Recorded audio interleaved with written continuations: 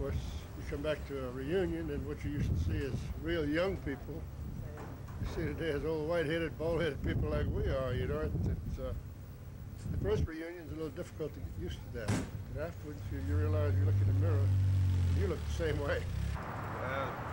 We were all a bunch of kids, 18, 19 years old, and, you know, just like any other young fellow, we were having a good time. We shook the cruiser down in 1939. We went to all the Caribbean islands, and we went to Europe, and we got back to the World's Fair in New York. No, I'm from Appalachia. $21 a month seemed pretty good when I was making it 15 cents an hour. Room and board besides, huh? All the good sailors came from inland. The ones that lived close to water had better sense.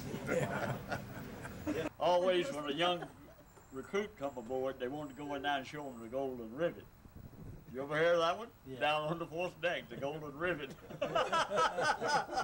These young things, they weren't thinking about showing the Golden Rivet. Where they kept all the native women up in the hills because they didn't want them down anywhere near where the sailors could get to them.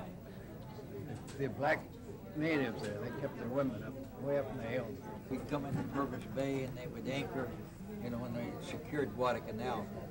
And they'd come out there in a skiff, you know. And a couple of them would be in a skiff selling scourge and war clubs. And I'm standing there one day, and I figured they couldn't speak English. A couple of guys over to St. Louis were looking over there. They're looking down, and they were doing a little bargain with these guys they're selling. Give you $2 for that. And the guy, the native says, heck no, $5 American. Well, he could speak better English than we could. You know, you got 13 buttons across here. What does that stand for? Donny. What?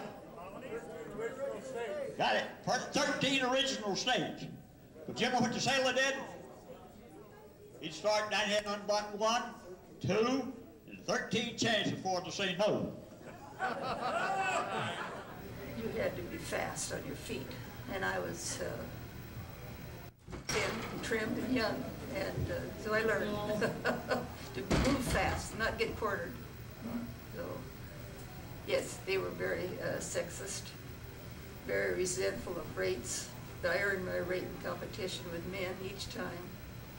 What I think was most was giving me the confidence and in my ability to do things if I chose to. Don, he was in charge of working parties. And he got his little black book with him right now, with all of our names in it. He always started with J, I think.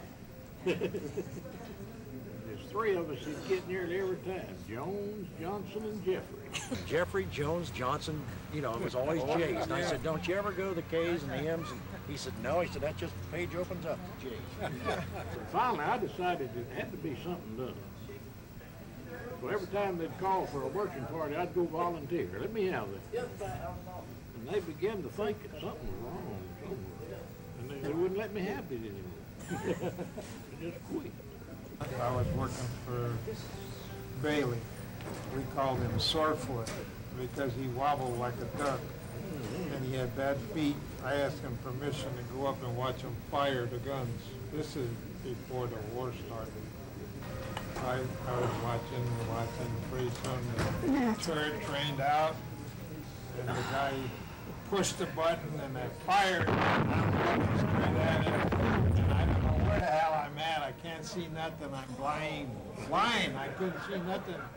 I just sat down on my butt and I was sitting there and I couldn't see nothing. Totally blind, absolutely blind. And then pretty soon old Sorefoot got worried about me, so he sent a guy after me. Wait a few more minutes, I said, I can see. Oh, I can see now, I can see. You opened your eyes. I opened my eyes and I could see, but I was blinded as bad. And so they'd do a half turn with the bayonet threads and take the barrel out. And they had asbestos gloves on. They'd take the cold barrel out and shove the barrel in. Charlie O'Neill, his name keeps coming up all the time because he was dumber than a fence post. They just, and they could never get him nothing they could find he could do. So they thought at least you don't take too much brains to make a half a turn on a hot barrel. Take it out, take the cold, put it in a hot pot, take the cold barrel, put it in. So The Zun went under attack, and the gunner was strapped in, you know. He told him to change the barrel. He changed the barrel, put the cold barrel in, and then pretty soon another attack starts. He brings another magazine through. And he said, change the barrel, and he changed the barrel, and the guy's standing there. And he says, you know, there's no barrel. He threw the first one over the side. He just took it out, he just threw it over the side, put the other cold barrel in. When he took it out, he threw it over the side. And there's the gun there with no barrel. So Charlie, they just couldn't find things for him to do. Every time it seemed that we were supposed to go to Australia for R&R, there would be some battle coming off or some bombardment, and we were passed over. We got 100 miles from New Zealand. We got orders to turn around and hurry up back. Yeah. And we were trying to make them believe that we were 10 ships. Yeah.